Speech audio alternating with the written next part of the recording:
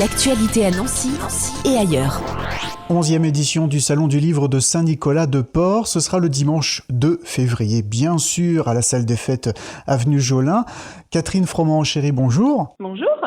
Cette 11e édition, elle est attendue aussi bien du public que des exposants ? Oui, tout à fait, puisqu'en cette année encore, on a refusé ou mis en attente 2 bonnes dizaines d'auteurs et d'éditeurs qui se sont manifestés un petit peu tard, mais qui étaient intéressés également pour participer. Donc ils sont plus d'une soixantaine cette année ? Oui, ils sont presque 70 participants, ce qui représente entre 350 et 400 ouvrages qui seront présentés le jour du salon.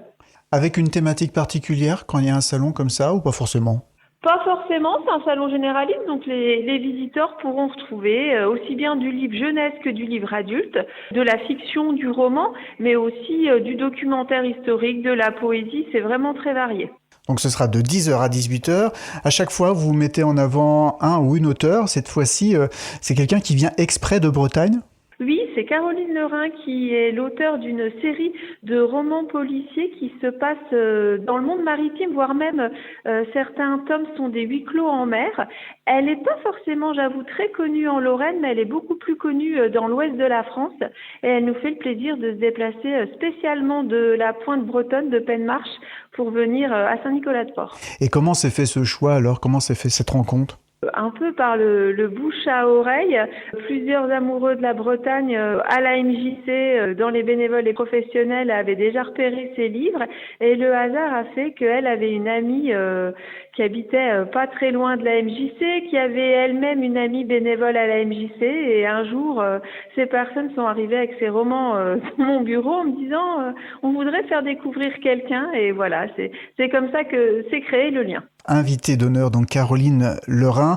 Donc lors de cette journée de 10h à 18h, des rencontres forcément toujours très enrichissantes avec des auteurs, mais aussi des éditeurs qui seront présents, des associations locales aussi. Oui, exactement. Comme tous les ans, on a de la chance sur Saint-Nicolas et alentour, sur Varangéville, la Madeleine, la Neuville, d'avoir pas mal d'associations qui portent l'histoire et la mémoire du territoire et qui produisent des livres historiques et scientifiques qui les présenteront. Je pense à Connaissance et Renaissance de la Basilique, à Mémoire de la Neuville-la Madeleine, aux Amis d'Émile Badel, donc voilà, qui arrivent avec leur toute dernière publication scientifique.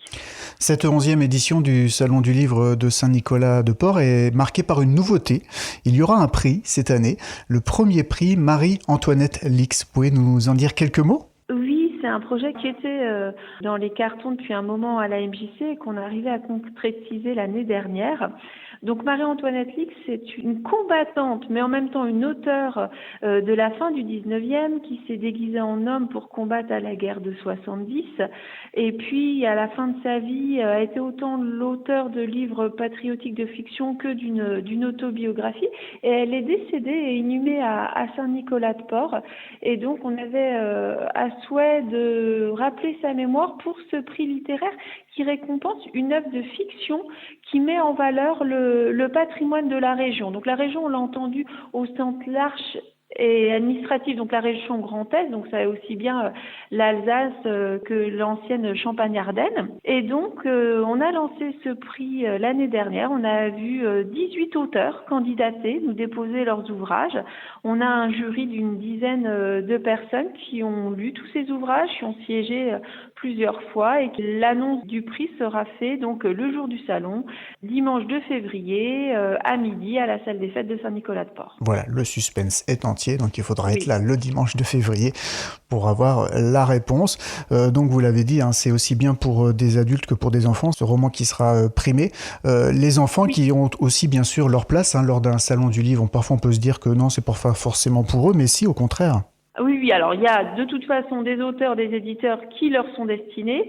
On a un espace animation qui sera ouvert toute la journée de 10h à 18h où on va leur proposer différentes activités, de créer des petits personnages qu'ils connaissent bien en pop-up.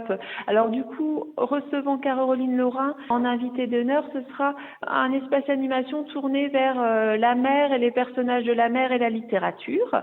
Et puis des rendez-vous plus spécifiques. À 11h, la lecture d'un Kamishibai où c'est eux qui mènent l'enquête. Et puis à 16h30, un spectacle par Michel Kiffer, un des éditeurs et auteurs présents sur le salon, sur les contes et légendes alsaciennes. Le salon du livre aussi, il y a un cercle de lecture. Qu'est-ce que c'est ? Oui.